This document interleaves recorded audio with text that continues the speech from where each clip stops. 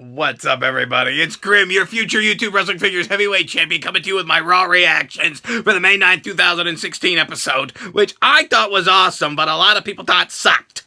Why do you think it sucks? I like destruction. Maybe that's why I love the end of the episode, even though they completely gypped us out of the promised main event.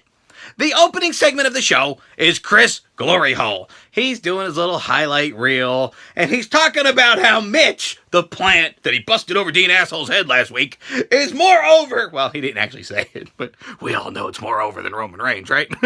He's talking about the social media outpouring of concern for Mitch. R.I.P. Mitch, the fucking potted plant, is dead thanks to Chris Glory Hole, and he's reveling in the attention, right? Okay, and he's also saying that Dean Ambrose isn't here tonight, so there ain't dick that he can do about it. But guess who is here?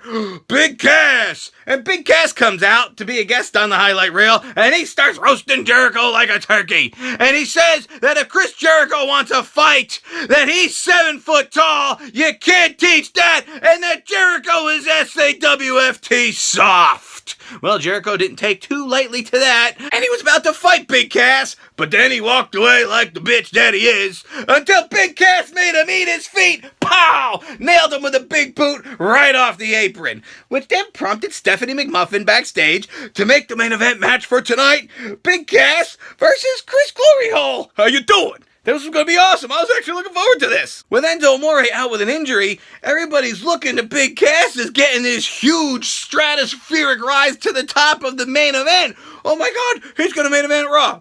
No. Okay, let's fast forward to the end of the show, where the Roman Reigns versus the Club 6-man elimination match is not the main event. Big Cass versus Jeri-coat is, right? Big Cass comes out, Jericho's music hits, we see the glowing coat, and wait a minute. I knew right away something was wrong. The way that Chris Jeri-coat was stumbling to the ring like a damn drunken mule. What the fuck was going on here? I'm like, that ain't Jeri-coat, too stupid. They're just trying to troll us with something. All of a sudden the lights come up. Who's wearing the coat? You guessed it, Dean Asshole. And Chris Jericho's sitting up on the stage like he just got his ass kicked. And what does Dean do? Dean destroys the coat in an epic rage. I love destruction. I like to break shit, so I love to witness this. It was fucking phenomenal. The $15,000 coat has got a family, damn it. That coat has been destroyed. As God is my witness, that coat is dead. Dean killed the coat. Eye for an eye, tooth for a tooth, plant for a coat, motherfucker. Like I said, I thought that was an epic ending of Raw, but people were pissed, including myself, because I didn't get to see Big Cass versus Jeri-coat. The show just went over. They still should have had the motherfucking match, motherfucker! You failed that times 2. Too stupid. But now let's talk about the co-main event, which was the 6-man tag elimination match. It was the club, the BLT club, right? Bacon, lettuce, and tomato on a club sandwich. Club soda, not seals club. How's that? We have the club, AJ Styles, Puke Gallows, Carl Underpants, going up against Roman Reigns and the Usos. And it's an elimination match. And first out is an Uso, and then out is Anderson, I believe. And then another Uso gets pinned on a commercial break. Why would you do that? But then we have Gallows and Styles double teaming Roman Reigns. I promise you it wasn't a gay porn. They were fighting. And then all kinds of hell breaks loose, because then all of a sudden Anderson comes back with a chair. Pow! Now Roman Reigns wins by disqualification. And then it's going to be a fight. And all kinds of actions breaking loose. We see AJ Styles nail the phenomenal foreskin. And then we see Superman punches. And all kinds of shit's happening. And then Roman Reigns picks up the chair and gives it to AJ Styles. He's like, there you go, motherfucker, hit me with it. I dare you to hit me with it, motherfucker. Is AJ Styles going to pick up that chair and pancake Roman in the fucking face? No, he should have. He failed it times 2. Boo! What did he do? He kicked the chair back to Roman Reigns and was like, why don't you pancake me with it? And Roman Reigns didn't do dick with it either. But then it was like another move and a fly in the air, and nobody hit each other. They should have fucking hit each other. They should have been pounding the pudding out of each other, right? And speaking of boo, I thought that the crowd reaction for this match was funny, because you had half the crowd booing Roman Reigns, half the crowd cheering the Roman Reigns team. Vice versa, same thing for AJ Styles. Half the crowd was booing the bastard, and half the crowd was cheering for him. So it was a chorus of boo-yah, boo-yah, boo-yah, the entire time. And I'm sitting at home going, I was saying booyah. So the Jizz is backstage, and he's getting super salty because Stephanie McMahon is making a triple threat match for Extreme Tools, where he's going to have to defend the Intercontinental title against Kevin Owens and Cesaro. And he's pissed because he doesn't have to get pinned to lose the belt, which is the truth, right? But then all of a sudden, ole, ole, ole, here comes Sami Zayn. Sami Zayn walks in, and he's like, wait a minute. Why the hell am I in this match, motherfuckers? I want to be in this match too. And they said, well, you got to earn your way in. Maybe you could beat The Miz tonight. We'll put you in a matchup. He's like, well, that's right. And if I don't, I'll just walk away. Like, all of a sudden, this Sami Zayn is Mr., I'm going to do things the right way. I'm going to do things by the book. I'll get to the back of the line if I don't win. But ole, ole, ole, here comes Sami Zayn. He has a match with The Miz, and it was a great match. And Sami Zayn wins. He even countered the cum-drenching finale from the Jizz. And Sami Zayn wins with the haluva kick, which I always thought was the hell of a kick. Well, whatever. However the fuck you say it, that's what he won the match with. It was like, nailed the fuck out of it ×2. Sami Zayn is now in the match. Fatal 4-way. But there's someone who was in the Intercontinental title picture not too long ago, and his name is Zack Ryder. And he's like, what the fuck, Shay? How come I can't be in a match, Shay?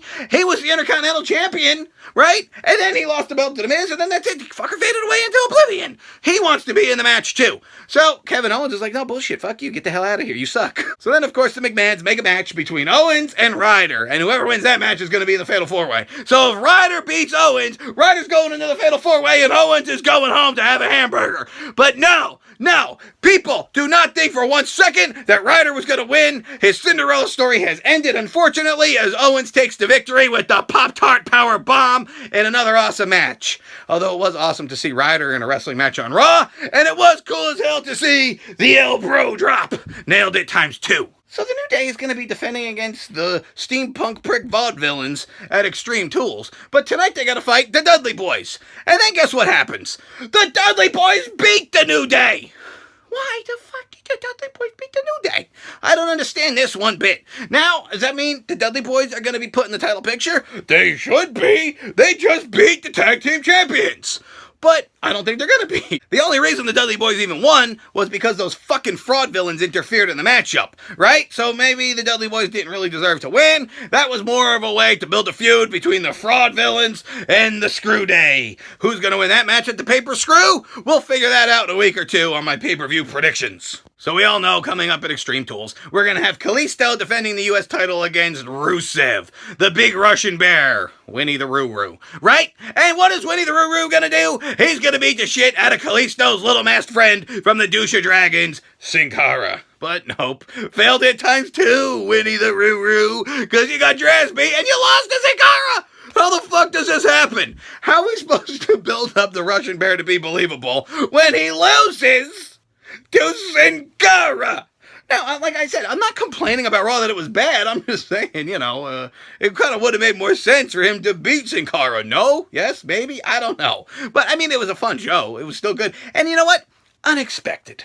Because we all would have thought Rusev would have won. That would have been the, predictable booking. WWE is so predictable. Well, bullshit. Sin Cara won. What do you think about that? And speaking of champions getting beat, Charlotte lost to Paige, and Ric Flair was banned from ringside. Charlotte goes up against Paige, and of course, Ric Flair has to come running down towards the end because he was fearing that Charlotte was going to lose. And then what happens? The lazy fruit roll-up distraction finish. Paige rolls up Charlotte for the win, which was a big win for Paige because she hasn't won a match in months. People are wondering what the fuck they're doing with her because she ain't done dick. Well, maybe she's done dick off camera, but she hasn't done much in the WWE lately. But she just beat Charlotte. She just beat the women's champion. So that's it. That should put her on track for a WWE Women's Championship shot, right? No, because Natalya's standing right there, and Natalya's going to be getting the shot next. And she's like, wait a minute. Fuck Paige. She shouldn't be getting my title match. That should be my title match. Well, don't worry, Natalya. You're going to get it at Extreme Tools. And fortunately for you, old fuck Flair banned from ringside. Oh, Dana Brooke from NXT, who used to run around with Emma. She debuted as Emma, and Dana Brooke beat the shit out of Becky Lynch backstage. Why? I don't know, because they did. Okay, Dana Brooke is now on the main roster. Hey, we got to see a pretty cool match between Baron Foreskin and Dolph Ziggler. They had the match on Raw that they should have had at the Pay Bitch. Remember the match at the Pay Bitch? It kind of like didn't end right. I didn't really like the way it ended because it was one with the fruit roll up when Dolph Ziggler rolls up Baron Foreskin. Well, Baron Foreskin got his revenge this week when he beat Dolph Ziggler with the End of Days. Again, a decent match, but not the greatest. See, and this is what I'm talking about with a guy like Baron Foreskin. You know, he's good. He's all right. He's not the most exciting. But meanwhile, Big Cass, everybody's like, whoa, Big Cass, this guy's awesome. You know, Baron Corbin just doesn't have that. He's not really grabbing us right now. But hopefully he will in the future. You know what else we need to talk about? We need to talk about Fandango versus R-Truth. Nobody cares. R-Truth wins. I like his highlights in his hair, though. So I guess that's about all I want to talk about on this episode of Raw. Let me know what you thought of the show and leave your comments below. I thank you guys for watching my Raw reactions, and please like this video, leave a comment, and subscribe for more. Grim out!